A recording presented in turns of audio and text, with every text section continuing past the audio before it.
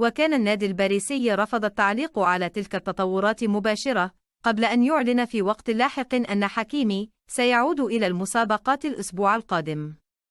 يشار إلى أنه منذ نشر الخبر لم يصدر عن اللاعب الدولي أي تعليق رسمي بشأن المزاعم، لكن موقع AS الإسباني نقل عن برنامج فيستا التلفزيوني الإسباني قوله إن حكيمي تحدث مع أصدقائه وقدم لهم روايته لما حدث مع الشابة التي وجهت الاتهامات ضده.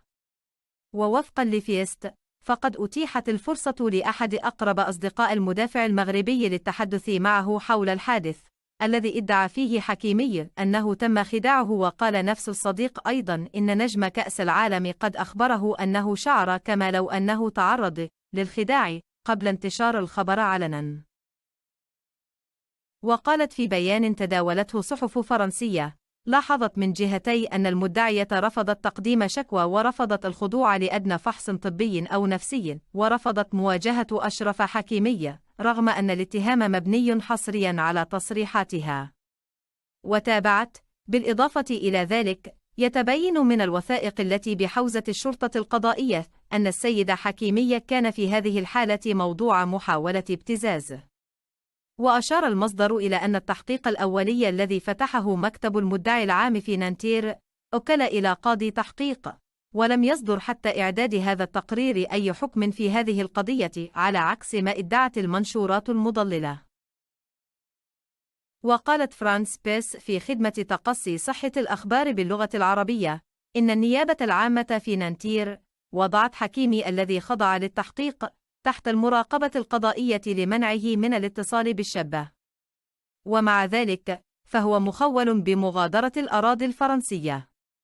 جاء ذلك بعدما تقدمت شابة تبلغ من العمر 24 عاماً ببلاغ رسمي للسلطات ضد اللاعب الاثنين الماضي بتهمة اغتصابها في منزله في بولون بلانكور في الضاحية الغربية لباريس حينما كانت عائلته في إجازة. وذهبت الشابة إلى مركز الشرطة نهاية هذا الأسبوع، وأبلغت أنها تعرضت للاغتصاب من قبل نجم المنتخب المغربي. واعتبرت لاحقا محامية اللاعب فاني كولان أن ما حصل هو محاولة ابتزاز.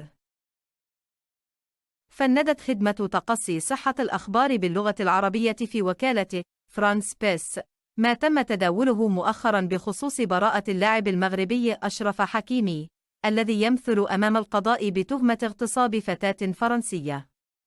وتداول مستخدمو مواقع التواصل الاجتماعي خلال الأيام الماضية خبرا مفاده أن لاعب نادي باريس سان جيرمان المغربي أشرف حكيمي قد حصل على حكم براءة من تهمة الاغتصاب الموجهة إليه، إلا أن أي حكم قضائي لم يصدر حتى نشر هذا التقرير.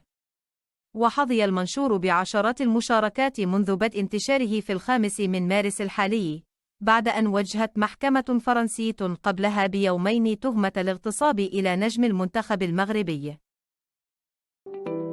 شكرا جزيلا لمشاهدتكم تريندينج. سنسعد باشتراككم بالقناة ومشاركتكم لقصصنا وإعجابكم بها والتعليق عليها.